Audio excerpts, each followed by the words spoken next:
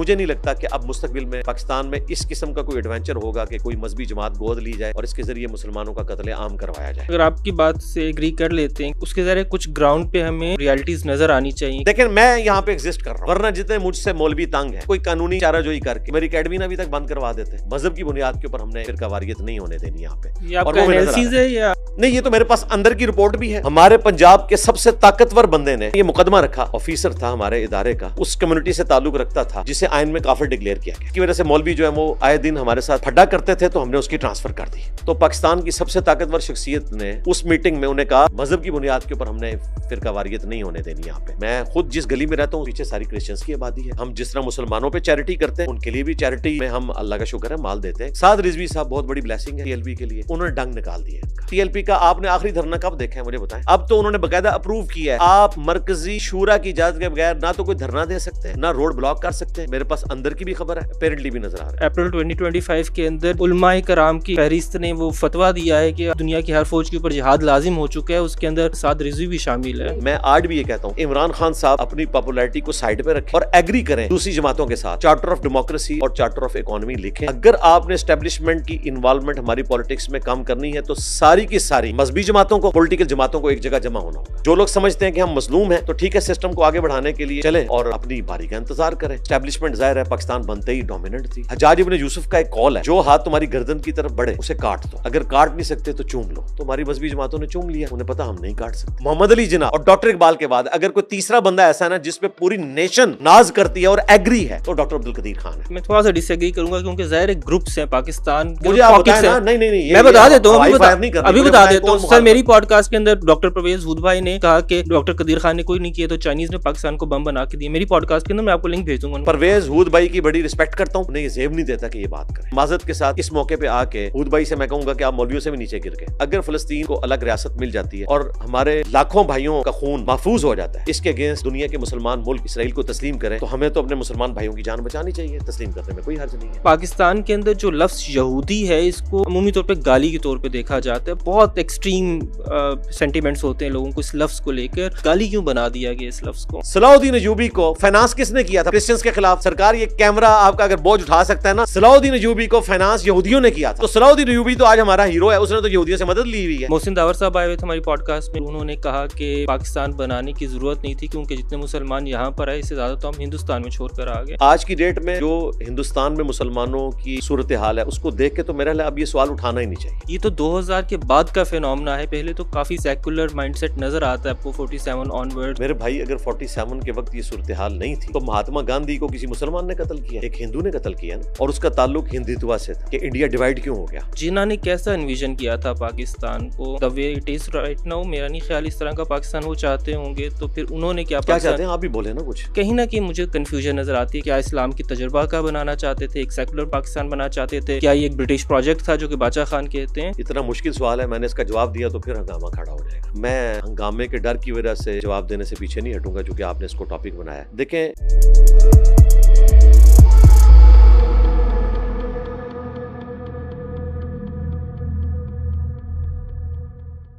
علی بھائی عمومی طور پہ میں کوئی تمہید نہیں باندھتا، بہت ڈائریکٹ سوال کرنے کی کوشش کرتا ہوں، لیکن اس دفعہ موضوع ایسے کہ ذرا سی مجھے کانٹیکسٹ جو ہے وہ بلڈ کرنا ہوگا۔ محسن داور صاحب آئے ہوئے تھے ہماری پوڈ کاسٹ میں بھی پبلش ہوئی ہے ریسنٹلی، اور انہوں نے کہا کہ پاکستان بنانے کی ضرورت نہیں تھی کیونکہ جتنے مسلمان یہاں پر آئے اس سے زیادہ تو ہم ہندوستان میں چھوڑ کر آ گئے۔ اور اس کے علاوہ میں اپنے ارد گرد بھی نوجوانوں کو دیکھتا ہوں، وہ کلاڈ سے، جیمینائی سے، چیٹ جی پی ٹی سے، گراک سے اس طرح کے سوالات پوچھ رہے ہوتے ہیں کہ پاکستان بنانے کی ضرورت کیوں تھی۔ پھر ظاہر ایک تاریخ بھی ہمیں نظر آتی ہے، اکبر کے دور کے اندر بھی آپ کو نظر آتا ہے کہ ان کے کیبنٹ کے اندر ہندو بھی موجود ہیں، سکھ بھی موجود ہیں، شیواجی مہاراج ہو کے رنجیت سنگھ، ایک آپ کو 1857 تک کم از کم جو ہے مذہبی ہم آہنگی نظر آتی ہے۔ 1857 کی جنگ آزادی ہے، اس کے اندر بھی ہمیں نظر آتا ہے کہ مل کر جنگ لڑتے ہیں۔ پھر کیا ضرورت تھی کہ 47 کے اندر جو ہے ڈیوائڈ کیا جاتا ہے ہندوستان کو؟ لا حول ولا قوة الا باللہ، اللہم صلی علی محمد وعلی آل محمد، رب اشرح لی صدری ویسر لی امری واحلل عقدۃ من لسانی یفقہوا قولی۔ واحد بھائی آپ کو ہماری اکیڈمی میں ویلکم ہے۔ آج کی صورتحال میں تو بڑی آسانی کے ساتھ ہم ماضی میں جا کے دیکھ سکتے ہیں پاکستان بننے کے بعد کے حالات جو ہوئے، مسلمانوں کا جینا محال کیا ہے انہوں نے، یہ ڈیسیژن کر سکتے ہیں کہ اس وقت جو پارٹیشن کا ڈیسیژن تھا وہ بالکل درست تھا، اور وہ ایک دن میں فیصلہ نہیں ہوا تھا۔ بانی پاکستان محمد علی جناح رحمہ اللہ تعالی سب سے زیادہ حامی تھے ہندو مسلم اتحاد کے۔ انیشلی انہوں نے کانگریس ہی جوائن کی تھی، اس کے بعد ان کو آئیڈیا ہوا کہ کانگریس جس طرف اس پورے کے پورے معاملے کو لے کے جا رہی ہے، اس کے بعد مسلمانوں کے لیے یہاں پہ سروائیول مشکل ہو جائے گی۔ مسلمان اس وقت بھی مائنورٹی میں تھے، آج بھی اگر آپ کمبائنڈ کر لیں تب بھی مائنورٹی میں، میجورٹی میں اب بھی موجود نہیں ہے۔ آج کی ڈیٹ میں جو ہندوستان میں مسلمانوں کی صورتحال ہے اس کو دیکھ کے تو میرا خیال ہے اب یہ سوال اٹھانا ہی نہیں چاہیے۔ باقی جو چند ایک پوائنٹس اٹھاتے ہیں، اوور آل بگر پکچر میں چیزوں کو نہیں دیکھتے، تو پھر آپ کو چند ایک جگہوں پہ کچھ ڈرا بیکس بھی نظر آئیں گے، لیکن اوور آل دیکھا جائے تو اس وقت کم از کم 24 کروڑ عوام پاکستان کے وہ تو سکون کی زندگی گزار رہے ہیں نا، ایز کمپیئر ٹو 18-20 کروڑ عوام جو ہیں وہ انڈیا کے۔ یہ تو 2000 کے بعد کا فینومنا ہے، پچھلے 20-25 سال کا فینومنا ہے یہ جو ہندو فیشزم کا ہے۔ اس سے پہلے تو کافی سیکولر مائنڈ سیٹ نظر آتا ہے آپ کو 47 آن ورڈز، کانگریس کا وہاں کے آپ کے پریزیڈنٹس دیکھیں تو مسلمز آتے رہے ہیں، ان کی ملٹری کے اندر مسلمز رہے ہیں۔ یہ تو بہت مشکل ہے کہنا کہ 47 میں پتہ تھا کہ سن 2000 کے بعد بھارت کے اندر جو ہے اس طرح کے لوگ آ جائیں گے۔ اسپیشلی 57 کے بعد کا جو ٹائم ہے اس کے اندر آپ کو 3 گروپس نظر آتے ہیں جو جب ہم ڈیوائڈ کی طرف آ رہے ہیں، کہ میری جو انڈرسٹینڈنگ ہے کس وجہ سے ہم لوگ ڈیوائڈ کی طرف کیے، وہ یہ تھا کہ ایک طرف آپ کو مسلم آئسولیشنسٹ نظر آتے ہیں، مدرسہ بریلوی صاحب کا جو اسکول آف تھاٹ ہے کہ آپ جو ہے وہ لائلسٹ بھی ہیں لیکن آپ نے تعلیم بھی حاصل نہیں کرنی ہے گوروں کی، اور بس اپنے آپ کو ایک آئسولیشن کے اندر ہی رکھنا ہے۔ پھر آپ کو سر سید احمد خان نظر آتے ہیں، وہ ایجوکیشن کی بات کرتے ہیں۔ سیاستدان آپ کو نظر آتے ہیں، وہ بات کرتے ہیں فیوچر کے اندر پاکستان کے بننے کی، اور اس کے ساتھ ساتھ آپ کو ایک حد تک جو ہے وہ آرمڈ اسٹرگل بھی نظر آتی ہے۔ فقیر آف اے پی نظر آتے ہیں، پیر بگارا نظر آتے ہیں، یہ سارے گروپس ایگزسٹ کر رہے تھے۔ کیا اس وقت سے ہی ڈیوائڈ موجود تھا جو کوئی پاکستان کے اندر 47 آنورڈز مختلف طبقات کے اندر ڈیوائڈ نظر آیا، کیونکہ اس کی بنیاد کے اندر وہ ڈیوائڈ موجود تھا؟ ڈیوائڈ موجود تھا۔ پچھلی بات کو میں مزید ریبٹل کروں، جو آپ نے کہا نا کہ 47 کے وقت یہ صورتحال نہیں تھی، میرے بھائی اگر 47 کے وقت یہ صورتحال نہیں تھی تو مہاتما گاندھی کو کسی مسلمان نے قتل کیا ہے؟ ایک ہندو نے قتل کیا نا۔ کس بنیاد کے اوپر کیا ہے؟ کہ انڈیا ڈیوائڈ کیوں ہو گیا، اس بنیاد کے اوپر کیا، اور اس کا تعلق ہندوتوا سے تھا۔ آپ کیا سمجھتے ہیں یہ اچانک جو ہے وہ بی جے پی سامنے آ گئی ہے؟ یہ آر ایس ایس وہ لوگ ہیں، یہ 2025 میں 100 سال ہندوتوا کے پورے ہونے والے ہیں، انہوں نے اپنے مہاتما کو قتل کیا ہوا ہے اس زمانے میں۔ تو وہ کانگریس چونکہ ڈومیننٹ تھی، یہ چیزیں دب گئی تھیں، لیکن ایک نہ ایک دن یہ نکلنی تھی۔ رہی جو مسلمانوں کی آپس کی ڈویژن کی آپ نے بات کی، بالکل موجود تھی۔ احمد بریلوی صاحب ایک الگ معاملے میں کھڑے ہوئے تھے، لیکن وہ بھی مسلمانوں کے 2 ملکوں کے حق میں تھے۔ بریلوی مکتبہ فکر 100% حامی تھا سب کانٹیننٹ کی ڈویژن کا۔ احمد رضا بریلوی جی، احمد بریلوی صاحب جن کی آپ بات کر رہے ہیں وہ دیوبند مدرسہ ہے، وہ حامی نہیں تھے۔ ان میں صرف 2 بندے حامی تھے، اشرف تھانوی اور شبیر احمد عثمانی۔ اسی لیے آج بریلوی مکتبہ فکر کے لوگ جب کتابیں لکھتے ہیں نا، باقاعدہ ایک کتاب انہوں نے لکھی ہے مخالفین پاکستان، اور وہی چیز پبلک میں عام ہوئی ہوئی ہے۔ وہ ڈومیننٹ ہیں اپنی تعداد کے اعتبار سے، اور وہ بتاتے ہیں کہ دیوبند کہتے ہیں یہ مخالفین پاکستان ہے، انہوں نے پاکستان بننے کی مخالفت کی ہوئی ہے کانگریس نے، اور کانگریس تو آج بھی سیکولرزم کا نعرہ لگاتی ہے۔ تو بریلوی مکتبہ فکر جو سب سے بڑا مکتبہ فکر ہے، وہ تو اس کو کیش کرواتے ہیں۔ ایون مودودی صاحب کو اس کی وجہ سے گالیاں دیتے ہیں وہ، حالانکہ مودودی صاحب پاکستان بننے کے بعد پاکستان آ گئے تھے، اور انہوں نے پھر اس کو ایکسیپٹ کیا، اور پھر قرارداد مقاصد جب ہوئی تو مودودی صاحب نے یہ کہا کہ آج ریاست پاکستان نے کلمہ پڑھ لیا ہے۔ اس سے پہلے مودودی صاحب محمد علی جناح کی اس اسٹرگل کے خلاف تھے، اور وہ ان کو کوئی مسلمانوں کے پیشوا کے طور پہ نہیں مانتے تھے۔ پولیٹیکل لیڈر تو مانتے تھے، لیکن وہ کہتے تھے کہ پیشوا نہیں ہے، پیشوا اس قسم کے نہیں ہونے چاہیے۔ لیکن جب پاکستان بنا تو ان کی ایکسیپٹنس کا لیول دیکھیں کہ ریڈیو پاکستان سے ان کے لیکچرز آتے تھے، پھر آہستہ آہستہ انہوں نے یہاں پہ اس کو پولیٹکس میں ایکسیپٹنس دی، اور باوجود اس کے کہ وہ خلافت و ملوکیت لکھ کے عورت کی حکمرانی کے خلاف تھے، سیدہ عائشہ کے مقابلے پہ سیدنا علی کو وہ سپورٹ کرتے تھے، پھر بھی فاطمہ جناح کو انہوں نے سپورٹ کیا صدر ایوب کے مقابلے پہ کہ وہ ڈکٹیٹر ہے، یہ ایک پولیٹیکل سٹرگل کرنے والی ہے۔ اسی طریقے سے اہل تشیع پاکستان بننے کے حق میں تھے اور سپورٹ کرنے والے تھے۔ محمد علی جناح کی خود بھی روٹس جو ہیں وہ شیعہ کے ساتھ میچ کرتی تھی، لیکن اہل سنت کو پسند کرتے تھے۔ ان کا جنازہ جس بندے نے پڑھایا وہ دیوبند مکتب سے تھے، شبیر احمد عثمانی صاحب رہ گئے. یہ جتنے پیر فقیر تھے جو گدیاں چلا رہے تھے وہ تو سارے محمد علی جناح کے ساتھ ہی تھے ویسے ہی, اور ان میں ڈومیننٹ جو پرسنالٹی تھی وہ پیر میر علی شاہ صاحب کی تھی. وہ تو 1937 میں فوت ہو گئے, اور ان سے پہلے 1921 میں احمد ظفر بریلوی صاحب فوت ہو گئے. یہ سب وہ لوگ تھے صوفی ٹائپ جو لوگ وہ آلریڈی پاکستان بننے کے حق میں تھے. ٹھیک ہے سر, کافی انٹرسٹنگ ہے یہ کنٹراسٹ, بیکاز کہا جاتا ہے جو عمومی طور پہ آپ نے بھی سنا ہوگا کہ ریلیجیس کلاس جو کہتی ہے کہ ہم ان کے بارے میں کہا جاتا ہے کہ یہ ان لوگوں کا تو کوئی رول نہیں ہے پاکستان بنانے کے اندر, یہ تو سیاست دانوں نے یا پولیٹیشینس نے بنایا تھا. اور آپ کی جو پورے کا پورا اپنا کیس بلڈ کیا وہ یہی کہ سیاست دان پلس ریلیجیس کلاس دونوں کی کولیبریشن کے ساتھ پاکستان بنا. تو پھر تو یہ کولیبریشن کنٹینیو کرنی چاہیے تھی 47 آن ورڈز, جبکہ ہمیں نظر آتا ہے کہ عمومی طور پہ جو مذہبی لوگ ہیں وہ اسٹیبلشمنٹ کے زیادہ قریب چل گئے, سیاست دان بھی گئے. آپ اس میں کولیبریشن ان کی کیوں کم ہو گئی؟ کب گئے جی اسٹیبلشمنٹ کے قریب؟ 70s کے اندر آپ آتے ہیں تو جو پوری 70s میں پہنچ جائیں بھائی, 47 کے بعد 30 سال لگے ہیں سر. 53 کے اندر جو فسادات ہوئے تھے وہ کس لیے ہوئے تھے؟ وہ بھی تو ایک پولیٹیکل ریزننگ سے سٹارٹ ہونے کے بعد سب سے ڈومیننٹ جو مذہبی پلیٹ فارم تھا وہ جماعت اسلامی کا تھا, سب سے آرگنائز جماعت. وہ تو اسٹیبلشمنٹ کے خلاف تھی. اسٹیبلشمنٹ کی بی ٹیم وہ بعد میں بنی ہے مودودی صاحب کے دنیا سے چلے جانے کے بعد. ظاہر ہے اسی لیے انہوں نے فاطمہ جناح کو سپورٹ کیا تھا ایوب خان کے مقابلے پہ. اگر وہ اینٹی اسٹیبلشمنٹ نہ ہوتے تو صدر ایوب کو سپورٹ کر رہے ہوتے. یہ مذہبی جماعتوں کا سارا معاملہ ہوا امریکہ اور رشیا کی کولڈ وار کی وجہ سے, جب ایک جہادی ایلیمنٹ آیا اور ایک مذہبی قسم کا بندہ جس کا تعلق دیوبند فرقے سے تھا, ضیاء الحق, وہ حکومت میں آ گیا ایک غلط طریقے سے قبضہ کر کے, اور الیکٹڈ پاکستان کے پہلے الیکٹڈ پرائم منسٹر کو ہٹا کے مارشاء اللہ لگا دیا, ان کو جیل میں ڈال دیا, کیس بنایا, ان کی پھانسی تک بات چلی گئی. اس وقت امریکہ سپورٹ کر رہا تھا چونکہ ضیاء الحق کو, تو وہ اسٹرانگ ہو گیا یہاں پہ. اس نے دیکھا کہ اگر ہم نے افغان وار جیتنی ہے اس کے لیے ہمیں فیول تو چاہیے پاکستان کی عوام کا, تو مذہبی ایک ڈومیننٹ جذبہ ہے جس کے ذریعے آپ لوگوں کو ابھار سکتے ہیں.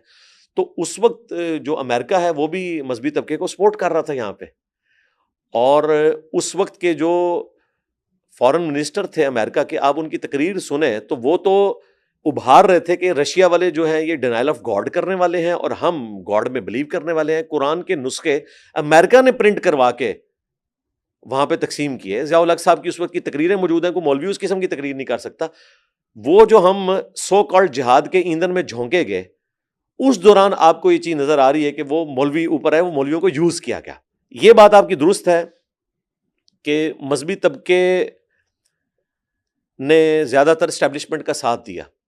اس کے پیچھے ریزن یہ تھی کہ ان کو ویسی ایکسیپٹنس نہیں ملی جو ہمارے پولیٹیکل لیڈرز کو ملی. یعنی اگر آپ کمپیئر کریں بھٹو صاحب کو مودودی صاحب سے, تو بھٹو صاحب کے فیم کا لیول بہت اوپر تھا. تو جماعت اسلامی نے اس وقت تک تو نظریاتی سیاست کی جب تک مودودی صاحب زندہ تھے. اس کے بعد ان لوگوں نے دیکھا کہ ہم اس طریقے سے تو نہیں پولیٹیکل جماعتوں کو ہرا سکتے, تو ہم اسٹیبلشمنٹ کے اعلی کار بنے.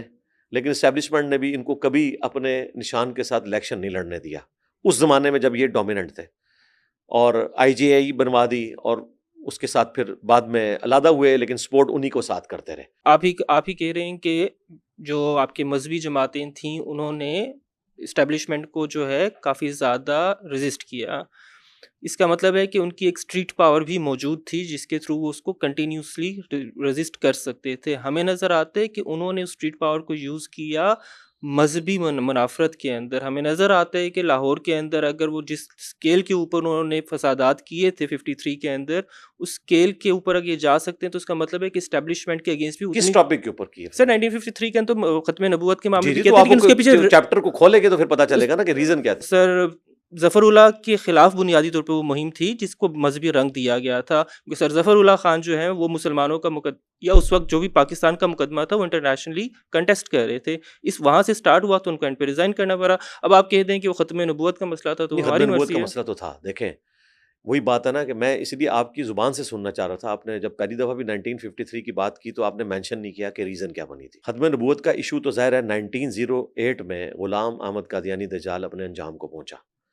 اس وقت سے لے کر پاکستان بننے تک, چونکہ ہم انگریزوں کے انڈر تھے, اس وقت بھی لوگوں نے مخالفت کی. کفر کے فتوے اسی وقت غلام احمد قادیانی کے اوپر آ چکے تھے, لیکن حکومت چونکہ انگریزوں کے پاس تھی تو ظاہر ہے کہ وہ تو ایک سیکولر گورنمنٹ تھی. جب پاکستان بنا تو اس کے بعد ظاہر ہے میجورٹی تو ظاہر ہے وہ تھی کہ جو ان کو کافر سمجھتے تھے، ہم بھی ان کو کافر سمجھتے ہیں، باقی ان کو بھی جینے کا حق ہے، وہ بھی اپنی عبادت گاہوں میں جائیں، ان کو بھی جابس ملنی چاہیے. ہمارا جو ان سے اختلاف ہے وہ ایک عقیدے کا اختلاف ہے، وہ رہے گا، وہ اپنی جگہ موجود ہے. تو اس وقت ہماری جو اسٹیبلشمنٹ تھی یا ہمارے جو پولیٹیکل لیڈرز تھے، انہوں نے کوشش کی کہ ان چیزوں کو کسی طریقے سے دبایا جائے، اس پوائنٹ آف ویو سے کہ یہ مسئلہ نہ اٹھایا جائے. ختم نبوت کا مسئلہ تو بہرحال ایک کریٹیکل مسئلہ تھا. جب ہم نے ایک الگ سے ملک حاصل کیا، اس ملک حاصل کرنے میں ان لوگوں کی کوئی کنٹریبیوشن نہیں ہے جو لوگ بعد میں 1974 کے اندر کافر قرار دیے گئے. ظاہر ہے پاکستان بنانے والے تو وہ لوگ نہیں تھے. پاکستان چند انڈیویجولز کا تو ظاہر ہے اپنا انڈیویجول رول دیکھیں، ہوگا.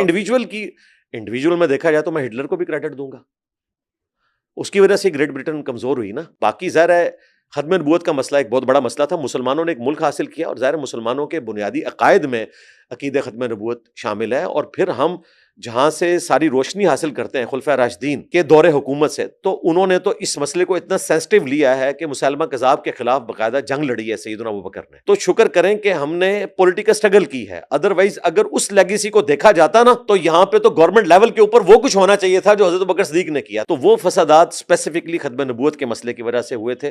وہ کوئی وہ والی مذہبی جنگ نہیں تھی کہ جو آپ اس کو مذہبی جنگ بنا کے پیش کریں. جو بنیادی وجہ تھی نا میرا سوال کرنے کی، وہ یہ نہیں تھی کہ صحیح یا غلط کے اوپر. اس کا مقصد یہ تھا کہ کیپیسٹی تھی مذہبی جماعتوں کے اندر کہ وہ اگر چاہتے تو بہت میسو اسکیل پہ پروٹیسٹ کر سکتے ہیں. یہ کیپیسٹی آپ کے پاس ہے 53 کے اندر. تو کیوں اس کے بعد لگاتار پاکستان کے اندر یہ جو پولیٹیکل سرکس چلتا رہا ہے، اس کے بعد ڈکٹیٹرشپ آتی رہی، اتنی پاورفل اسٹرگل آپ کر سکتے ہو تو کیپیسٹی اپنے بعد میں ان مذہبی جماعتوں نے ان لوگوں کے خلاف کیوں نہیں دکھائی، ایوب کے خلاف کیوں نہیں دکھائی، یا وہ جو پوری کی پوری ایک لسٹ دکھائی نا، لیکن ظاہر ہے کہ وہ ڈومیننٹ تھے نا. اسٹیبلشمنٹ ظاہر ہے پاکستان بنتے ہی ڈومیننٹ تھی. جنرل گریسی نے محمد علی جناح کی بات نہیں مانی تھی، باقیوں کی کیا اوقات ہے مجھے بتائیں. تو وقت کے ساتھ ساتھ مضبوط ہو گئے. اصل جو کینسر آپ کو لگا ہے وہ ماشاء اللہ ہے صدر ایوب کا. اس کے بعد سے فوج کو نظر آیا کہ ہم مضبوطی سے یہاں پہ معاملات چلا سکتے ہیں. تو حجاج ابن یوسف کا ایک قول ہے کہ جو ہاتھ تمہاری گردن کی طرف بڑھے اسے کاٹ دو، اگر کاٹ نہیں سکتے تو چوم لو. تو ہماری مذہبی جماعتوں نے چوم لیا، انہیں پتا ہم نہیں کاٹ سکتے. تو یہ وجہ تھی. بہرحال میں بھی سمجھتا ہوں کہ اگر وہ مذہبی جماعتیں اسٹریٹ پاور کے ذریعے کھڑی رہتی تو بھی شاید کوئی کامیابی حاصل نہ ہوتی، کیونکہ جس کے ہاتھ میں بندوق ہے نا وہ طاقتور ہے. پاکستان میں ان کی ڈومیننسی ہے، اس سے مزید فساد کھڑا ہونا تھا. میں پولیٹیکل سٹرگل میں بلیو کرتا ہوں. پولیٹیکل سٹرگل ہونی چاہیے تھی، بجائے یہ کہ مذہبی جماعتیں اسٹیبلشمنٹ کا اعلی کار بن کے نواز شریف اور بے نظیر کی حکومت گراتے اور یہ آپس میں بھی ایک دوسرے کی حکومتیں گراتے. اس وقت charter of democracy, charter of economy لکھا جاتا تو ملک کی صورتحال آج ایسی نہ ہوتی. میں آج بھی یہ کہتا ہوں کہ عمران خان صاحب اپنی پاپولیرٹی کو سائڈ پہ رکھیں اور ایگری کریں دوسری جماعتوں کے ساتھ، چارٹر آف ڈیموکریسی اور چارٹر آف اکانومی لکھیں. اگر آپ نے اسٹیبلشمنٹ کی انوالومنٹ ہماری پالیٹکس میں کم کرنی ہے تو ساری کی ساری مذہبی جماعتوں کو، پولیٹیکل جماعتوں کو ایک جگہ جمع ہونا ہوگا. اگر یہ ساری ایک جگہ جمع نہیں ہوں گی اور ڈومیننٹ ان میں سے کوئی ایسی جماعت ہے جو جا کے اسٹیبلشمنٹ کی بی ٹیم بن جائے گی، تو پھر یہ دوبارہ سے یہ سرکل اس طریقے سے چلتا رہے گا. تو اس وقت جو لوگ سمجھتے ہیں کہ ہم مظلوم ہیں، تو ٹھیک ہے، سسٹم کو آگے بڑھانے کے لیے سسٹم کے ساتھ چلیں اور اپنی باری کا انتظار کریں. یہ ایک دن میں مسئلہ حل ہونے والا نہیں ہے. سر چونکہ آپ نے حجاج بن یوسف کا ذکر کر دی ہے، اس وجہ سے ہم لوگوں نے جو text book version of Pakistan history دیکھا، اس میں لکھا ہوا ہے ایک جگہ پہ کہ 712 کے اندر محمد بن قاسم پہلا پاکستانی تھا. پھر ظاہر ہے اب جب ہم لوگوں نے بعد میں ڈیٹیل میں ہسٹری دیکھی تو ہمیں نظر آیا 3 ورژن ہے. آپ بتا سکتے ہیں کون سا صحیح ورژن؟ ایک ہے کہ ہاں وہ قذاق تھے، حملے کرتے تھے، اس وجہ سے جو ہے طاہر کی خلاف وہ جہاد کرنے کے لیے آئے تھے. دوسرا ورژن ہے کہ سادات کو قتل کرنے کے لیے آئے تھے. تیسرا ورژن ہے کہ ایک امیر ملک تھا ہندوستان، اس پہ قبضہ کرنے کے لیے آئے تھے. آپ کس ورژن کے ساتھ ایگری کرتے ہیں؟ سادات والا ورژن جو ہے وہ اسٹرانگ ہے. جو آپ نے کہا نا کہ سونے کی چڑیا تھی سب کانٹیننٹ، یہ والا ورژن بعد میں اپلائی ہوتا ہے محمود غزنوی اور باقی لوگوں کے اوپر. ایون ہمارے آباء و اجداد کے اوپر. میں مغل خاندان سے تعلق رکھتا ہوں، تو ظہیر الدین بابر کو اسلام کی خدمت کرنے تو نہیں آیا تھا، مسلمانوں سے حکومت اس نے چھینی، وہ خود بھی مسلمان تھا. لیکن جو محمد بن قاسم والا جو فیکٹر ہے وہ ظاہر اسلام کے ساتھ اس کا لینا دینا نہیں تھا، وہ سادات کے ساتھ ہی تھا. وہ پہلے پاکستانی تھے. نہیں پاکستانی کہاں سے بھائی، وہ عربی تھے. اور دیکھیں ان کے ساتھ خود کیا ہوئی ہے، پیچھے خلافت چینج ہوگی نا. پہلے ولید بن عبد الملک جو ہے وہ خلیفہ تھا، اس نے حجاج ابن یوسف کو گورنر لگایا ہوا تھا حجاز کا، بلکہ اس کے والد عبد الملک بن مروان نے لگایا ہوا تھا، وہ اچانک مر گیا اور سلمان بن عبد الملک جو ہے وہ خلیفہ بنا. اس نے حجاج ابن یوسف کو بھی زندان میں ڈلوا دیا اور اس کے جتنے چاہنے والے تھے سب کو زندان میں ڈلوایا، اور اس ظلم کا خاتمہ ہوا. اور بعد میں پھر عمر بن عبدالعزیز ان کے بعد خلیفہ بنے، انہوں نے تو پھر بنو امیہ کی ساری چیزوں کو ریورس کر دیا. 45-46 میں اب ہم دیکھتے ہیں، اگر آپ ہوتے اس وقت اور آپ کے سامنے آئیڈیا آف پاکستان ہوتا تو آپ کے خیال سے جنہوں نے کیسا انویژن کیا تھا پاکستان کو the way it is right now? میرا نہیں خیال اس طرح کا پاکستان وہ چاہتے ہوں گے، تو پھر انہوں نے کیا کیا پاکستان. چاہتے ہیں آپ بھی بولیں نا کچھ، میں تو پھر اچھا، ریپیٹل کر دوں. میرے خیال سے جو ہے وہ ایک طرف ہمیں نظر آتا ہے کہ 11 اگست کی اسپیچ ہے، بہت زیادہ سیکولر طبقہ پاکستان کے اندر اس کو کوٹ کرتا ہے. ہمیں ان کے ایکشنز نظر آتے ہیں، اسلامک ریکنسٹرکشن ڈپارٹمنٹ جو ہے وہ کہتے ہیں کہ وہ ہونا چاہیے پاکستان کے اندر. ایک ہی انہوں نے آرڈر دیا تھا اپیرنٹلی، اور وہ اس حوالے سے تھا. تو کہیں نہ کہیں مجھے کنفیوژن نظر آتی ہے کہ شاید وہ بھی کلیئر نہیں تھے کہ وہ کیا اسلام کی تجربہ کا بنانا چاہتے تھے، ایک سیکولر پاکستان بنانا چاہتے تھے، کیا یہ ایک برٹش پروجیکٹ تھا جو کہ باچا خان کہتے ہیں. obviously کنفیوژن ہے، there are various versions of history. اتنا مشکل سوال ہے، میں نے اس کا جواب دیا تو پھر ہنگامہ کھڑا ہو جائے گا. میں ہنگامے کے ڈر کی وجہ سے جواب دینے سے پیچھے نہیں ہٹوں گا، چونکہ آپ نے اس کو ٹاپک بنایا ہے. دیکھیں، جو آج ہمارے علماء یا آرتھوڈاکس مذہبی طبقہ بات کر رہے ہیں نا کہ محمد علی جناح کا پاکستان یہ والا پاکستان تھا، وہ پلی لیتے ہیں 1930 کے الہ آباد کے خطبے سے. اس میں واقعی پولیٹیکل ورژن آف اسلام کی بات کی ہوئی ہے ڈاکٹر اقبال نے، کہ جس طرح باقی دنیا میں نظام چل رہے ہیں، مسلمانوں کا بھی ایک پولیٹیکل نظام ہے اور وہ حکومتی لیول کے اوپر ہونا چاہیے. ظاہر ہے کہ وہ اس کو خلفۂ راشدین سے دیکھ رہے تھے، اگرچہ ڈاکٹر اقبال بنو امیہ، بنو عباس، سلطنت عثمانیہ کی حکومتوں کو اس اعتبار سے تو سپورٹ کرتے تھے کہ وہ مسلمانوں کی حکومتیں تھیں، لیکن دوسری طرف امپیریلزم ان کو مانتے تھے. اتنی سخت بات انہوں نے اپنے خطبات میں کہی ہے کہ اگر اللہ تعالیٰ ہمیں یہاں پہ ایک الگ ملک دے تو عرب امپیریلزم کا داغ جو ہمارے چہرے پہ لگ گیا ہے خلفۂ راشدین کے بعد، ہم اس کو دھو کر اسلام کی صحیح پکچر ویسٹ کو بتا سکتے ہیں. اس کا مطلب ہے کہ وہ صلح حسن کے بعد سے جتنی حکومتیں ہیں مسلمانوں کی، ان کو امپیریلزم کہتے تھے. اب یہ ایک بہت بڑی ادبی گالی ہے ایک مسلمان کے لیے کہ اسے امپیریلزم کہا جائے. ظاہر نبی اسلام تو ان چیزوں کے خلاف تھے، تو یہاں تک تو ڈاکٹر اقبال بالکل اس کی مخالفت کرتے تھے. پاکستان کو وہ اس اعتبار سے دیکھتے تھے کہ ہم خلفۂ راشدین کے نظام کے اوپر یہاں پہ سسٹم کو بنائیں، یہ وہ ان کی خواہش تھی. 1938 میں وہ فوت ہو گئے. اب جو قرارداد پاکستان ہے، لاہور ریزولوشن، جہاں پہ آج مینار پاکستان بنا ہوا ہے، منٹو پارک تھا جو، وہاں پہ جو قرارداد منظور ہوئی ہے نا، اس پوری قرارداد میں اسلام کا لفظ ہی کوئی نہیں ہے. مسلمان کی بات ہوئی ہے، ٹو نیشن تھیوری کی بات ہوئی ہے. اور 1940 میں چونکہ ڈاکٹر اقبال زندہ نہیں تھے، اس لیے وہ پولیٹیکل اسلام والا فیکٹر اس میں آپ کو نظر نہیں آئے گا. وہاں پہ ٹو نیشن تھیوری نظر آئے گی کہ یہ نیشن سٹیٹ بننے جا رہی ہے. لیکن یہ بھی حقیقت ہے کہ چونکہ مسلم جو نیشن ہے اس کی بنیاد اسلام کے اوپر ہی ہوگی، اس سے تو ہٹ سکتے نہیں ہیں. لیکن پولیٹیکل اسلام کی بات اس پوری قرارداد میں نہیں ہوئی بھی. اور یہ قرارداد بھی 3 دن تک یہ جلسہ ہوتا رہا تھا، 22، 23 اور 24 مارچ کو. بعد میں 23 مارچ اسے ڈکلیئر کیا گیا، ورنہ اس کو 24 مارچ ڈکلیئر کرنا چاہیے تھا.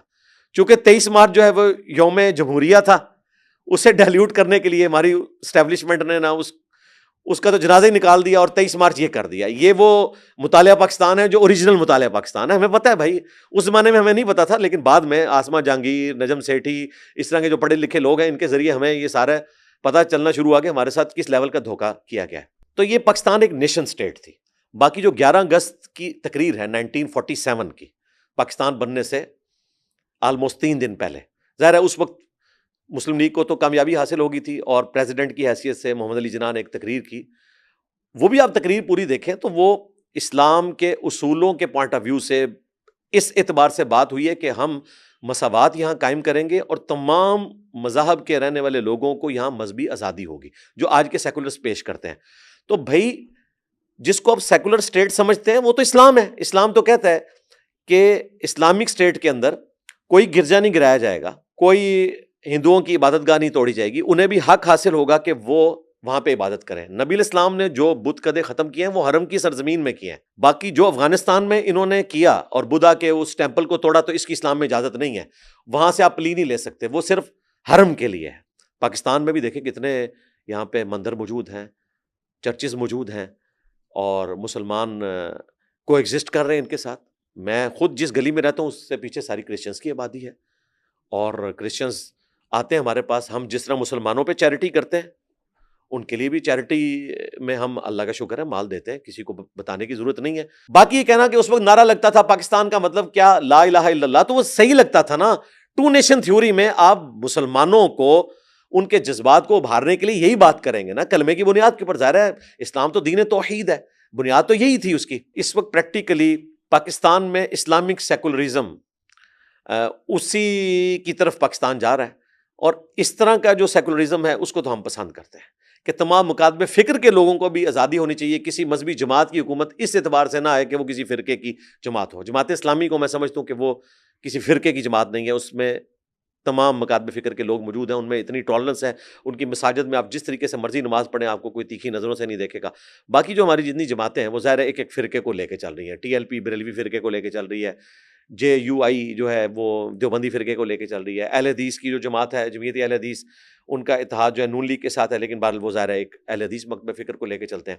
تو میں تو بالکل اس حق میں نہیں کہ کسی مذہبی جماعت کی حکومت آئے.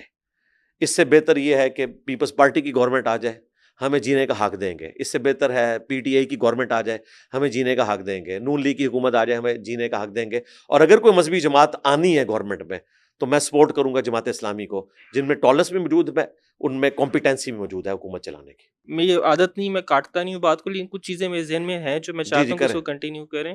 اب میں مختصر جواب دوں گا, میں نے اپنی ڈاکٹرن کلیئر کر لی ہے, اب مجھے ٹھیک بے ہے, فکری ہے. اب دیکھیں آپ کریں گے مختصر آپ جواب. یہ اکیڈمی چلا رہے ہیں, آپ کا ویژن ہے, آپ فاؤنڈر ہیں اس کے, اور کل کو آپ کے بعد جب بھی ہوگا ایسا تو یہ جو بھی آپ کی ٹیم ہے یہ آپ کی ویڈیوز دیکھے گی, آپ نے جو لکھا جو کہا اس کو دیکھے گی, اس کے اکارڈنگلی کوشش کرے گی کہ اس ویژن پہ لے کے چلیں آپ کی اکیڈمی کو. تو ظاہر ہے 47 میں بھی یہی ہونا چاہیے تھا کہ جو ویژن ہے جس بندے کی, اس کے ویژن کے مطابق آپ کنٹری کو لے کے چلیں. ان کی جو ایکشنز ہیں ہم نے ان کو دیکھنا ہے, ان کے ایکشن میں ہمیں نظر آتا ہے کہ وہ ایک دو غیر مسلم افراد کو جو اپنی کیبنٹ کا حصہ بناتے ہیں, ایک ہندو ہوتے ہیں, ایک جو احمدی کمیونٹی کے فرد ہوتے ہیں. تو پھر ایسا کیا ہوا 49 کے اندر کہ آپ نے قرارداد مقاصد کے اندر مینشن کر دیا کہ کوئی شخص جو ہے وہ پاکستان کا وزیر اعظم یا صدر نہیں بن سکتا, بیکاز اس کا عقیدہ جو ہے وہ مسلم عقیدہ اگر نہیں ہوگا تو نہیں بن سکتا. اگر ان کو لگتا ہے کہ کسی کے اندر کیپیسٹی ہے اور اس سے کوئی فرق نہیں پڑتا اس کا عقیدہ کیا ہے, تو پھر بعد میں آنے والے لوگ کیوں چاہیں گے کہ جناح کے ویژن سے ہم لوگ جو متصادم ہو جائیں. چاند ایک بڑی پوسٹ کی بات ہوئی تھی, ورنہ تو ہر جگہ ہماری فوج کے اندر بھی موجود ہیں, نان مسلمس بھی موجود ہیں. بھگوان داس وہ قائم مقام چیف جسٹس بھی رہ چکے ہیں, تو وہ تو ہندو تھے.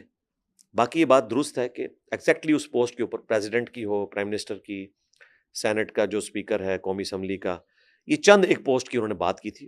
اور لاجیکلی وہ اس اعتبار سے تو درست ہے کہ پاکستان میں 97% جو ہیں وہ مسلمز ہیں, تو ظاہر ہے کہ ایک یہ مسلم ریاست تو ہے, اس اعتبار سے اگر وہ اس چیز کو مخصوص کر لیتے ہیں اور یہ سمجھتے ہیں کہ چونکہ پاکستان ایک اسلامک اسٹیٹ ہونے کی وجہ سے, اس اعتبار سے کہ یہاں پہ مسلمانوں کی تعداد زیادہ ہے, دنیا کی نظروں میں کھٹکتی ہے, تو ہم اتنا بڑا رسک نہیں لے سکتے کہ کسی نان مسلم کو ایسی بڑی پوسٹ کے اوپر لے کر آئیں کہ جو ہمارے مفادات کے خلاف ہو, اور میجورٹی اس کو ایکسیپٹ کر لے. تو بالکل درست ہے. میں کہتا ہوں کہ اگر انڈیا میں میجورٹی یہ کہتی ہے نا کہ ہماری بھی کی پوسٹ کے اوپر کوئی مسلمان نہیں آ سکتا, تو ڈیموکریسی اور کیا ہے, ٹھیک ہے اسے آئین کا حصہ بنا لیا جائے. اگر کوئی سمجھتا ہے کہ یہ غلط ہے تو آپ رائے ہموار کریں اور ایسا کریں کہ جی ان کی بھی پوسٹ ہونی چاہیے, تو ٹھیک ہے ہم آپ کا ساتھ دیں گے. رہا محمد علی جناح, تو محمد علی جناح کی جو ویژن ہے ان کا ضروری نہیں ہے کہ آج بھی اسی طریقے سے ویلڈ ہوگا. چند ایک بنیادیں تو آپ لے سکتے ہیں. ان کا جو اسرائیل کے پوائنٹ آف ویو سے ایک موقف تھا بڑا سخت تھا. آج پاکستان کا جو موقف ہے وہ کیا ہے؟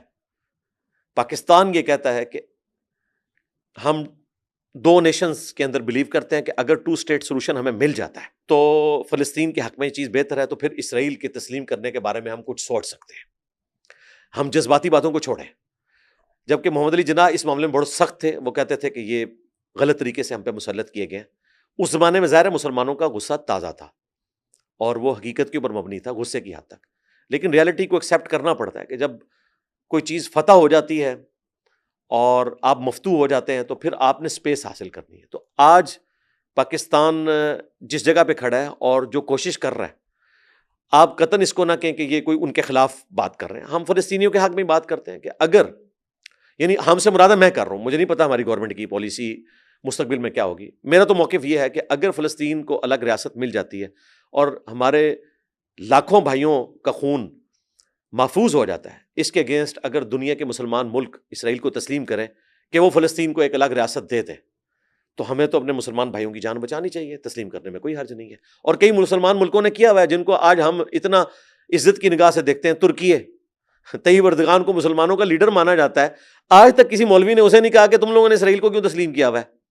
ہم تو کہتے ہیں اس قسم کا تسلیم نہ کریں. تسلیم کریں جب یہ ہمیں ریاست دیں، وہاں مسلمانوں کو سکون کی زندگی وہاں گزارنے دیں، الگ سے ایک اسٹیٹ دیں، تو ہم تسلیم کرنے کے لیے تیار ہیں. اسرائیل کا ذکر بھی آپ کر چکے ہیں. پاکستان کے اندر جو لفظ یہودی ہے اس کو عمومی طور پہ گالی کے طور پہ دیکھا جاتا ہے. بہت ایکسٹریم سینٹیمنٹس ہوتے ہیں لوگوں کو اس لفظ کو لے کر. آپ کیا سمجھتے ہیں، جیسے کرسچنز ہیں، ہندو ہیں، یہودی ہیں، یہ ذرا ایک مذہب ہے اور ہمارے تو کزنز بھی لگتے ہیں ایک لحاظ سے، تو گالی کیوں بنا دیا گیا اس لفظ کو؟ یہودیت کو گالی نہیں بنانا چاہیے. زائنسٹ موومنٹ جو ہے نا بیسیکلی یس، وہ ہے پرابلم ایسی موومنٹ جس نے یعنی دنیا میں مسلمانوں کو نقصان پہنچایا. میں آپ کو تاریخی اگر حقائق بتاؤں، آپ کو پتہ ہے خلفۂ راشدین سے لے کے ورلڈ وار 1 سے پہلے تک مسلمان اور یہودی یوں اکٹھے تھے. ان کی ساری دشمنی کرسچنز کے ساتھ تھی کیونکہ مسلمانوں نے ریلیف دیا تھا یہودیوں کو. حضرت عمر نے انٹرنیشنل سٹی ڈکلیئر کیا تھا، یہودیوں کو آنے کی اجازت دی تھی 500 سال کے بعد. 70 عیسوی کے اندر ٹائٹس نے تباہ کیا تھا، ایک ویلنگ وال چھوڑی تھی جس کے سامنے یہودی جو ہے گریا کرتے ہیں. حضرت عمر ہیرو ہیں یہودیوں کے کہ انہوں نے اجازت دی ان کو آنے کی. صلاح الدین ایوبی کو فائنانس کس نے کیا تھا پتہ ہے آپ کو؟ کرسچنز کے خلاف. سرکار یہ کیمرہ آپ کا اگر بوجھ اٹھا سکتا ہے نا، صلاح الدین ایوبی کو فائنانس یہودیوں نے کیا تھا کہ کرسچن سے ہماری جان چھڑائیں تاکہ ہم یہاں پہ آ سکیں یروشلم میں. تو صلاح الدین ایوبی تو آج ہمارا ہیرو ہے، اس نے تو یہودیوں سے مدد لی ہوئی ہے، فائنینشیل سپورٹ لی ہوئی ہے. یہ ریالٹیز ہیں لیکن لوگوں کو نہیں سمجھ آتی ہیں. تو آہستہ آہستہ یہ تو ورلڈ وار 1 سے پہلے زائنسٹ موومنٹ آئی اور اس وقت سلطنت عثمانیہ نے جو یہودیوں کی ایک اسٹیٹ تھی اس کے اعتبار سے ان کے ساتھ کمپرومائز نہیں کیا اور ان کی بھی ضد تھی کہ ہم نے یہیں پہ حاصل کرنی ہے. وہاں سے مسلمانوں کی دشمنی شروع ہوئی. باقی یہودیوں کے عقائد سے ہمیں اختلاف ہو سکتا ہے. آج بھی آپ یہودیوں سے جا کے اگر آپ انٹرویو کریں تو وہ مسلمانوں کے ساتھ کمفرٹیبل ہیں. یہودیوں کے انٹرویو لیے ہیں وہ جو آرتھوڈاکس یہودی ہیں جنہوں نے لمبے لمبے بال، لمبی لمبی داڑیاں اور وہ کیپس پہنی ہوئی ہیں، ان سے انٹرویو لیے ہیں یوٹیوبرز نے جا کے. مسلمانوں نے نہیں، عام لوگوں نے. انہوں نے کہا کہ آپ زائنسٹ کے ساتھ رہنا پسند کریں گے یا مسلمس کے ساتھ؟ ان کا مسلمانوں کے ساتھ. اور آج بھی جو پیور یہودی ہیں وہ تو فلسطین کا جھنڈا لگاتے ہیں، وہ ایران میں مہمان ہوتے ہیں، وہ مسلمانوں کے احتجاج میں زائنسٹ کے خلاف کھڑے ہوتے ہیں. تو وہ تو مسلمانوں کو درست سمجھتے ہیں. آپ جو بات جہاں سے آغاز کیا تھا وہیں سے اگین کچھ خاص پوسٹس ہیں نہیں ہونی چاہیے وہاں پہ غیر مسلموں کو، لیکن جب پھر ایک ایسی انوائرمنٹ بنا دی جاتی ہے کہ اس کے بعد سے لے کر آج دن تک کوئی بھی شخص اگر وہ آپ کے ملک کا ہیرو ہے، جو بھی اچیومنٹس اس نے آپ کے ملک کے لیے کی ہیں، لیکن اس کا عقیدہ پہلے آ جاتا ہے جس کی وجہ سے اس کو ہیرو سے آپ ویلن بنا دیتے ہیں. سر ظفر اللہ کی بھی بات کر رہا ہوں میں، ڈاکٹر عبدالسلام کی بھی بات کر رہا ہوں میں، سیسل چودھری کی بھی بات کر رہا ہوں. تو یہ ہیروز ہیں ہمارے ملک کے، لیکن آپ نے میں دوسری بات ہی نہیں کروں گا، میں آپ کے ساتھ نہیں، آپ میرے ساتھ تو ہیں، لیکن اگین جب آپ کہتے ہیں نا کہ 1-2 سیٹس کے حوالے سے وہ ایک پورا مائنڈ سیٹ ہے پاکستان کے اندر جو کہتا ہے کہ تو وہ مائنڈ سیٹ تو کہتا ہے شیعہ بھی کافر ہیں. وہ مائنڈ سیٹ تو یہ بھی کہتا ہے یہاں سنی شیعہ فسادات ہوئے ہیں، 30 سے 40 ہزار شیعہ قتل ہوئے ہیں اسٹیبلشمنٹ کی ناک کے نیچے. ضیاء الحق نے سپورٹ کیا ان جہادی تنظیموں کو جنہوں نے شیعہ کا قتل عام کیا، اسی لیے شیعہ اتنی نفرت کرتے ہیں. جب بھی اسٹیبلشمنٹ ان کو اپنے پاس بلاتی ہے وہ کہتے ہیں کہ یار ہم تو اسی نیریٹو پہ تھے جو آج آپ نے FATF کے بعد اڈاپٹ کیا ہے. میں تو شیعہ علماء سے بھی ڈسکشن کرتا ہوں، جب وہ آرمی چیف کے سامنے بیٹھے ہوتے ہیں تو مجھے بتاتے ہیں کہ ہم نے کیا ڈسکشن کی. وہ ڈھکے کی چوٹ پہ کہتے ہیں کہ بھائی آپ جو باتیں کر رہے ہو یہ تو ہم اس وقت کرتے تھے جب ضیاء الحق جو ہے ہمارا قتل عام کروا رہا تھا، آج آپ نے ہمارا نیریٹو اڈاپٹ کیا. تو شیعہ کمیونٹی جو ہے، جو پاکستان میں 20% تو ہے، 20 سے 25%. قادیانی تو آٹے میں نمک بھی نہیں ہے، کرسچن تو آٹے میں نمک بھی نہیں ہے. آپ دیکھیں مسلمانوں کا ایک فرقہ، اس کے بارے میں اتنا سخت رویہ اڈاپٹ کیا گیا. آپ قادیانیوں کا ذکر تو کرتے ہیں، سب سے مظلوم طبقہ یہاں پہ شیعہ ہے. جو مسلمان ہونے کے باوجود قتل ہوئے ہیں، وہ سب سے پہلے نمبر کے اوپر مظلوم ہے یہاں پہ. میں سنی ہو کے یہ بات کر رہا ہوں، ان کے حق کے لیے آواز بلند کریں نا. اصل تو ان کے لیے آواز بلند ہونی چاہیے. تو اسٹیبلشمنٹ، میں یہ آپ کو بتا رہا ہوں کہ اسٹیبلشمنٹ کی ناک کے نیچے یہ سب کچھ ہوا. تو آج اسٹیبلشمنٹ کو جب خیال آ گیا کہ وہ اپنا قبلہ درست کر رہے ہیں تو بہتری کی طرف جا رہی ہیں چیزیں. آپ دیکھیں، میں آپ کو بتاؤں، چلیں میں آپ کے کیمرے میں کوڈ ورڈز میں بات کر دیتا ہوں. کچھ عرصہ پہلے پنجاب لیول کی ایک میٹنگ ہوئی اور اس میں ہمارے ملک کی سب سے طاقتور شخصیت بیٹھی ہوئی تھی. میں نام نہیں لیتا ورنہ پھر پرابلم ہو جائے گا.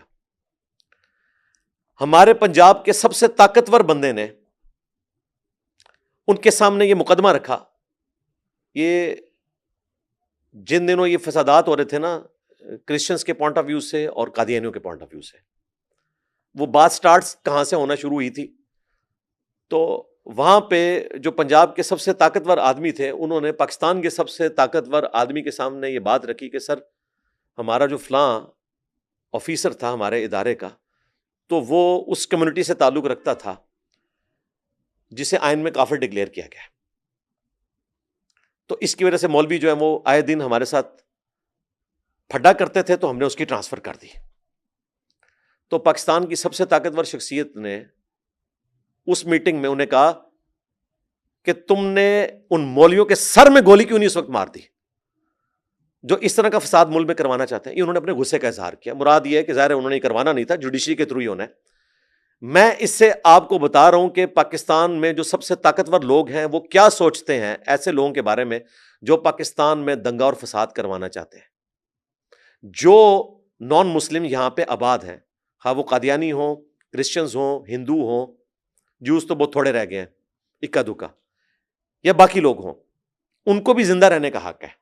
وہ بھی زندہ رہیں گے، ان کے لیے بھی نوکریاں ہوں گی. تو اس وقت جو ہمارے بڑوں کی سوچ ہے نا، اس میں یہ ہے کہ ہم نے کو ایگزسٹ کرنا ہے. باقی آپ اپنا عقیدہ اپنی جگہ رکھیں. سر عمومی طور پہ ممالک کو یونائٹڈ رکھنے والے ہیروز ہوتے ہیں نا. کوئی ایک ہیرو ہوتا ہے، 10 ہیروز ہوتے ہیں جس کے ساتھ سارے الائن کر رہے ہوتے ہیں. آپ کسی کو ہیرو سمجھتے ہیں پاکستان کے اندر 47 آنورڈز؟ کیونکہ پاکستان کے اندر جن کو ہیرو ہونا چاہیے عمومی طور کے پر ان کے ساتھ کوئی نہ کوئی کنٹروورسی جو میں ایسوسیٹڈ بہت ہے. سارے لوگوں کو ہیرو سمجھتا ہوں، ان کی لسٹ تو میں آپ کے سامنے نہیں رکھ سکتا، لیکن میں یہ کر سکتا ہوں کہ میں آپ کو سب سے بڑے ہیرو کا نام بتاؤں. وہ ڈاکٹر عبدالقدیر ہے. سر پھر میں ایکچولی ایک میپ ڈرا کرنے کی کوشش کر رہا ہوں جو پاکستان کے پرابلمز ہیں. آپ ان کو مانتے ہیں، میں بھی مانتا ہوں، بہت پاکستانی مانتے ہیں، لیکن آپ ہی کی اسٹیٹ نے ان کے سمیت کوئی ایک ایسا ہیرو نہیں چھوڑا پاکستان کے اندر جس کو کنٹروورشل نہ بنا دیا گیا ہو. کوئی ایک نام آپ اٹھا کے دیکھیں گے آپ کو کنٹروورشل، ڈاکٹر اور عبدالقدیر خان اسٹیٹ نے اس کو کنٹروورشل نہیں کیا، تو خود بنا نہیں وہ ہوں گے. بنا. سر مجھے اسٹیٹ نے تو بتائیں، بنا دی ہے نا. پرویز مشرف تو گالیاں کھا رہا ہے جس نے ان سے توبہ ریکارڈ کروائی تھی. اسی وقت ڈاکٹر شاہد مسعود صاحب، جن سے میں سخت اختلاف رکھتا ہوں، اس کے باوجود ان کی دلیری کو سلام ہے کہ انہوں نے اس رات جو پروگرام کیا تھا وہ آج بھی آپ لگا کے دیکھیں تو آپ کی آنکھوں سے آنسو روا ہو جائے. جو انہوں نے پاکستان کی پوری تاریخ بتائی تھی کہ آپ نے ان لوگوں سے معافیاں نہیں منگوائی ہیں اور آپ نے اس بندے سے معافی منگوائی ہے. اسٹیٹ نے بنانے کی کوشش کی، لیکن اسٹیٹ نے ان کو سب سے بڑا پاکستان کا انعام بھی دیا، نشان امتیاز. جس طرح نشان حیدر ہے فوج میں، اس طرح نشان امتیاز ہے تو ان کو ملا، ڈاکٹر سمر صاحب کو ملا.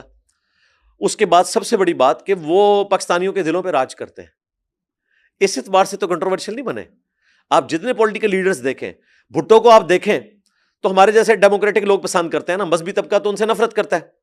اسی طریقے سے نواز شریف صاحب کو دیکھیں تو باقی پارٹیوں سے نفرت کرتی ہیں. عمران خان صاحب کو دیکھیں تو جو مذہبی طبقہ ہے یا دوسری جماعتیں وہ ان سے نفرت کرتی ہیں. لیکن ڈاکٹر عبدالقدیر خان وہ ایک بندہ ہے، میں کہتا ہوں محمد علی جناح اور ڈاکٹر اقبال کے بعد اگر کوئی تیسرا بندہ ایسا ہے نا جس پہ پوری نیشن ناز کرتی ہے اور ایگری ہے باوجود اس کے کہ ہماری اسٹیٹ نے اس کے ساتھ زیادتی بھی کی ہو، تو ڈاکٹر عبدالقدیر خان ہے. سر میں تھوڑا سا ڈس ایگری کروں گا کیونکہ ظاہر گروپس ہیں پاکستان کو، آپ ایک نیشن کے مجھے آپ پاکٹس بتائیں ہیں. نا. نہیں میں بتا دیتا ہوں، ابھی بتا دیتا ہوں. سر میری نہیں. پوڈ کاسٹ کے اندر ڈاکٹر پرویز ہود بھائی نے، جن کو ماننے والے بھی اچھے خاصے، ان کی بھی اچھی خاصی فالوئنگ ہے، انہوں نے کہا کہ ڈاکٹر قدیر خان نے کوئی نہیں کیا تو چائنیز نے پاکستان کو بم بنا کے دیا. میری پوڈ کاسٹ کے اندر میں آپ کو لنک بھیج دوں گا. انہوں نے بنا کے دیا، ان کا کوئی کام نہیں ہے. بھائی کی بڑی رسپیکٹ کرتا ہوں اور میں ان سے ایکسپیکٹ نہیں کر رہا تھا کہ وہ یہ بات کرتے. انہیں یہ زیب نہیں دیتا کہ یہ بات کریں. ان کا جو لیول ہے، ان کی جو ایتھکس ہے، وہ مولوی طبقے میں بھی اتنی ایتھکس موجود نہیں ہے. لیکن معذرت کے ساتھ اس موقع پہ آ کے ہود بھائی سے میں کہوں گا کہ آپ مولویوں سے بھی نیچے گر گئے. وانتم تعلمون. میں تو اس ادارے کے ساتھ وابستہ رہوں، مجھے گراؤنڈ ریئلٹیز پتہ ہے. میں تو ان لیبس کے اندر بھی گیا ہوں, تو نان سینس بات ہے. چلے میں آپ کو انہوں نے کہا کہ چائنیز کا میپ یار سپورٹ زیادہ بات ہے, میں نہیں چھوڑ جانتا دیں. چائنیز سے بھی پیچھے, آپ جرمنی کے پاس چلے جائیں. دنیا میں یہ ٹیکنالوجی کہاں سے آئی ہے؟ سب سے پہلے V2 راکٹ جرمنی نے بنایا تھا. جرمن سائنٹسٹ جو ہے وہ امریکہ نے لیے, 1.5 لاکھ بندہ انہوں نے مینہٹن پروجیکٹ کے اندر بھرتی کیا اور ایٹم بم بنا دیا, اور اس کا تجربہ پریکٹیکلی بھی کر کے انسانیت کو انہوں نے مارا. اس کے بعد جو ہے وہ کچھ سائنٹسٹ جو ہے وہ رشینز کے پاس چلے گئے, دوسرے نمبر پہ رشیا آیا, پھر چائنا آیا, پھر ظاہر انہی لوگوں سے لیا نا. تو یہ ٹیکنالوجی ٹرانسفر ضرور ہوئی ہے, لیکن مجھے بتائیں امام مسجد یا مفتی اعظم سعودی عرب کو اگر یہ ٹیکنالوجی ٹرانسفر کی جائے تو وہ کیا یہ بنا لے گا؟ وہ ڈاکٹر عبد القدیر ہی بنائے گا. یہ تو مطلب ان کو سوچنا چاہیے. پھر میں اگلی بات کروں گا, KRLs ایبریشن ہے. یہ کس چیز کی ایبریشن ہے؟ کوہٹا ریسرچ لیبارٹری نہیں. KRLs کی نہیں ہے؟ نہیں. او انٹرسٹنگ, بتائیں. ہاں جی, ہاں جی, یہ خان ریسرچ لیبارٹریز ہے. اوکے. ڈاکٹر عبد القدیر خان کے نام پہ ہے KRL. یہ اوریجنل والے خان کی میں بات کر رہا ہوں, یعنی خان جو ہمارا ہیرو ہے. کون سا خان؟ عبد القدیر خان. میں جسٹ وہ اگین جو میں آپ سے کہا میپ ڈرا کریں گے, اینڈ پہ پکچر بن جائے گی کہ کہاں کہاں پاکستان کے اندر کیوں ڈیوائڈ آتی رہی ہے. 79 کے بعد جو ایرانین ایکسپینشنزم تھا, اس کے نتیجے کے اندر پاکستان کے اندر ریاست کو محسوس ہوا کہ یہ خطرہ ہو سکتے ہیں پاکستان کے لیے, تو ان کو کاؤنٹر کرنے کی ضرورت ہے. پھر اس کی ایگزامپلس بھی ہیں, ظاہر ہے انہوں نے جو ہے وہ زکوٰۃ والے معاملے کے اوپر خاصا میسو قسم کا احتجاج بھی کیا تھا اسلام آباد کے اندر.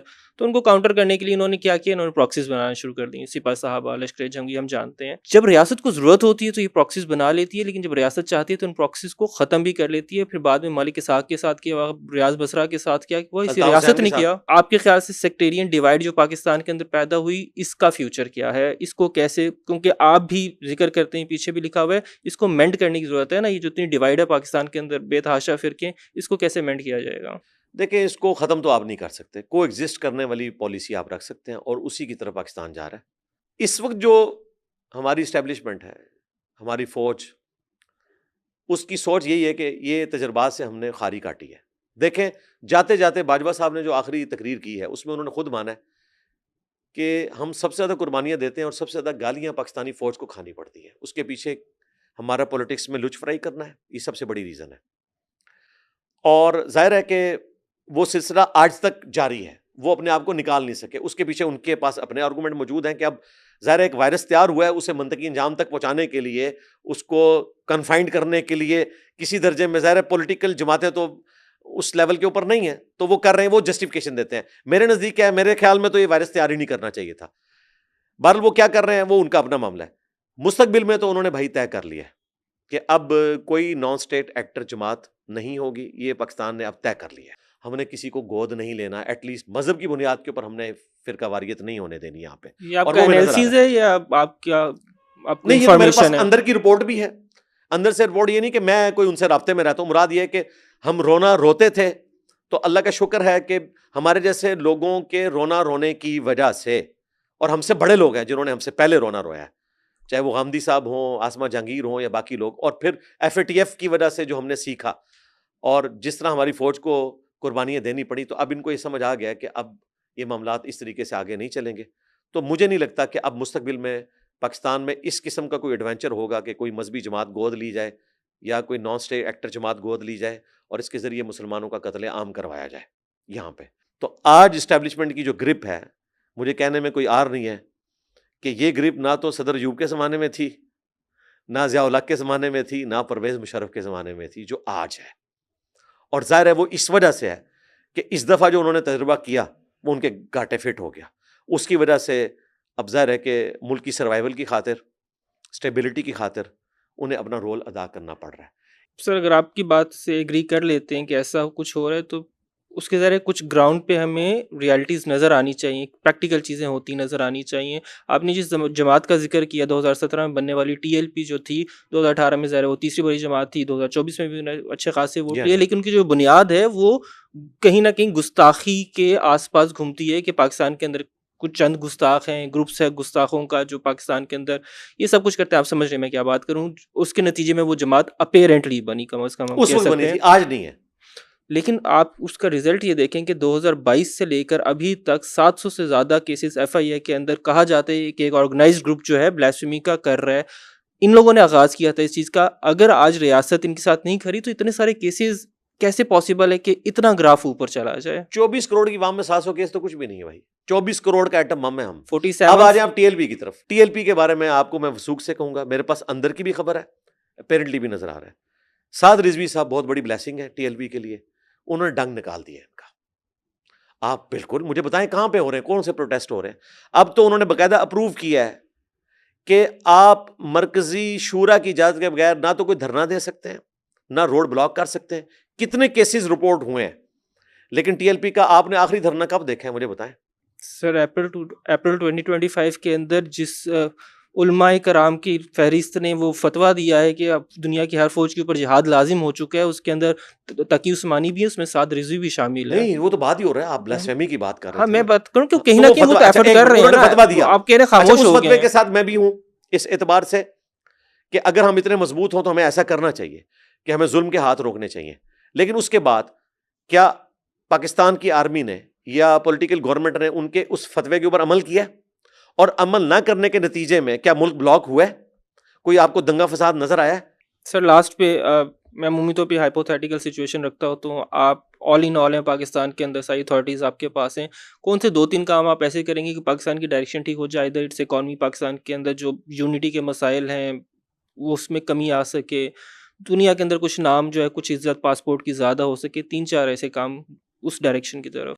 دیکھیں میں تو اللہ کی پناہ میں آتا ہوں کہ اس قسم کی صورتحال سے مجھے گزرنا پڑے. میں چپ کر کے یہ کروں گا کہ جو جس فیلڈ کا ایکسپرٹ ہے نا, اس ایکسپرٹ کے حوالے وہ سارے کام کر دوں گا میرٹ کی بنیاد کے اوپر. ایکسپرٹس کے حوالے چیزیں ہونی چاہیے. یہ نہیں ہے کہ ہماری سائنس اور ٹیکنالوجی کا منسٹر جو ہے وہ بندہ ہو جو خود وکیل ہے, اس کا کیا لینا دینا بھائی سائنس اور ٹیکنالوجی کے ساتھ. اسی طریقے سے ہمارا فارن منسٹر وہ ہے جسے پتہ ہی نہیں ہے کہ اس نے گفتگو کس طریقے سے کرنی ہے. ظاہر ہے پھر میں پاکستان کرکٹ بورڈ جو ہے وہ کسی ایسے بندے کے حوالے نہیں کروں گا جو اسٹیبلشمنٹ کی آنکھوں کا تارا ہے. جو اس فیلڈ کے اب بندہ ہے میں اس کے حوالے کروں گا کہ تم چلاؤ اس کو. میں اسلامک سیکولرزم میں بلیو رکھتا ہوں. اس کو ڈیفائن کریں گے کیا ہوگا؟ اسلامک سیکولرزم ویسے ہی ہے جس طرح کہ اسلامک بینکنگ کی ٹرم ڈیوائز ہوئی. بینکنگ یہودیوں نے شروع کی تھی, لیکن آج اسلامک بینکنگ ہے جو اسلام کے بنیادی اصولوں کے مطابق ہو. باقی ظاہر ہے آپ اس کو ماڈیفائی کر سکتے ہیں. بنیادی اصول وہی ہے کہ سود نہیں ہونا چاہیے, کسی کا استحصال نہیں ہونا چاہیے. اسلامک سیکولرزم یہ ہے کہ آپ اس ماڈرن ورلڈ میں اسلام کے بنیادی اصولوں کے مطابق جو چیز اسلام نے حرام قرار نہیں دی ہے اور وہ آپ کی حکومت چلانے کے لیے ضروری ہے, آپ اس کو اڈاپٹ کریں, اور کسی ایک اسکول آف تھاٹ کو ڈومینیٹ نہ کریں اگرچہ وہ تعداد میں زیادہ بھی ہو, کہ وہ باقیوں کا یہاں سے قلع کما کرتے ہیں. سب کو مذہبی آزادی ہو, خواہ وہ مسلمانوں کے اسکول آف تھاٹ ہوں چاہے نان مسلمس کے. میں اسے اسلامک سیکولرزم کا نام دیتا ہوں. اس لیول کے اوپر اترنا, مثلا میں آپ کو ایک مثال دے دیتا ہوں, جو پچھلے دنوں یہ ڈرامہ بازی کی طالبان نے پاکستان کے قومی ترانے کے اوپر کھڑے نہیں ہوئے.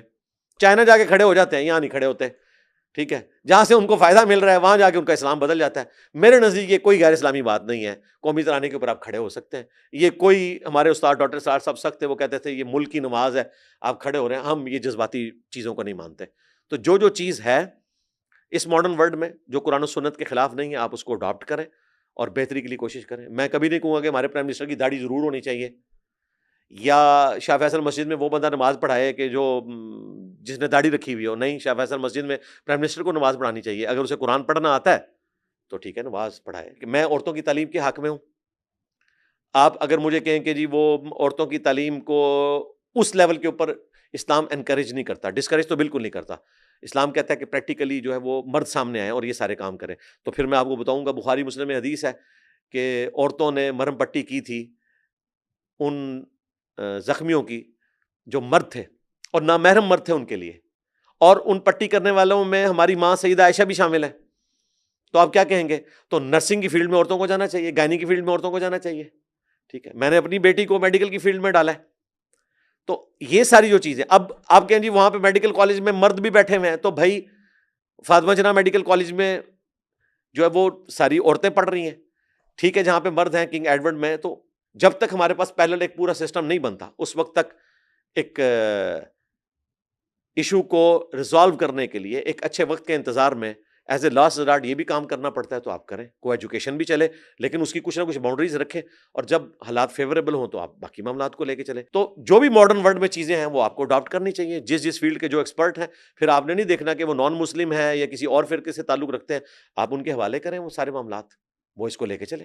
سر بنیادی طور پہ میں وہ سارے پوائنٹس آئیڈینٹیفائی کرنا چاہتا تھا جو پاکستان کو لے کے کنفیوژنس ہیں اور جو پرابلمس ہیں, جہاں تک جیسے تیسے کر کے ہم یہاں تک پہنچے, اور آپ نے ہمیں بتایا کہ اب پاکستان صحیح ڈائریکشن کی طرف اپیرنٹلی جانے والا ہے.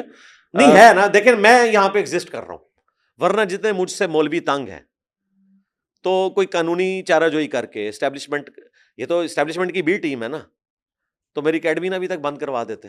اس کا مطلب ہے اسٹیبلشمنٹ کو بھی سمجھ آ گئی ہے کہ بھی سب کو رہنے کا حق ہے, اور اس طریقے سے اگر آپ ڈائلیکٹیکل مٹیریلزم ہوگا, دو مخالف متضاد چیزیں, یہ کارل مارکس نے تو بعد میں بات کی ہے, قرآن میں تو یہ چیز موجود ہے, ہمیشہ متضاد چیزیں ٹکرائیں گی, ان میں سے ایک پازیٹیو چیز نکلے گی, اور وہ نکلے گی.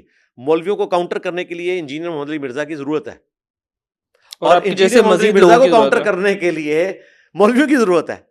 ٹھیک ہے, تو یہ اللہ تعالیٰ نے دونوں چیزیں رکھی ہوئی ہیں, اس میں سے ایک بہتری والا سولوشن نکلے گا, تو بہتری کی طرف ہم جا رہے ہیں انشاءاللہ. اس نقطے کے اوپر اتفاق کرتے ہیں کہ آپ کے اختلافات بھی جن لوگوں کے ساتھ ہیں ان کو اور آپ کو بہرحال کو ایگزسٹنس کے ساتھ رہنے کے ساتھ جو رہنے کی ضرورت ہے.